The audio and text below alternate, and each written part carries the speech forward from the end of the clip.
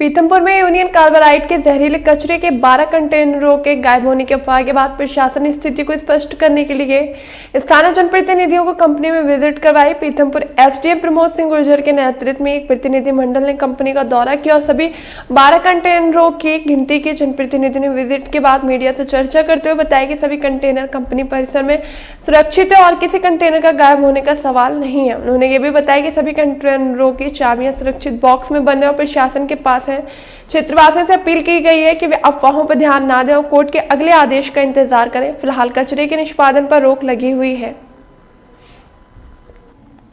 पूरा जो शहर में अफवाह चल रही थी कि ये जो कंटेनर रखे हुए हैं उन कंटेनरों में कुछ कंटेनर कम है।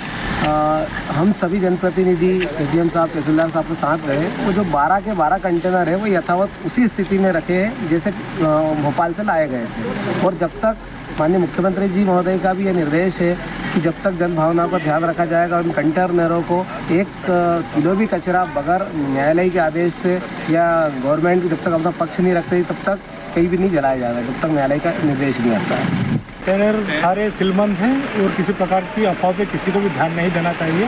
पीथमपुर की जन भावनाओं को देखकर हमने माननीय मुख्यमंत्री जी को भी अवगत करा दिया गया है। कल हमारे प्रदेश अध्यक्ष श्री वी.डी. शर्मा जी आए थे, उनको भी हमने अवगत कराया है और न्यायालय की जो भी प्रक्रिया है उसके पालन के आधार पर आगे जो भी होगा देखा जाएगा। पूरा जो शहर में अफवाह चल रही थी कि ये जो कंटेनर रखे हुए हैं उन कंटेनरों में कुछ कंटेनर कम है। हम सभी जनप्रतिनिधि एसडीएम साहब तहसीलदार साहब के साथ रहे। वो जो 12 के 12 कंटेनर है वो यथावत उसी स्थिति में रखे हैं जैसे भोपाल से लाए गए थे। और जब तक माननीय मुख्यमंत्री जी महोदय का भी ये निर्देश है कि जब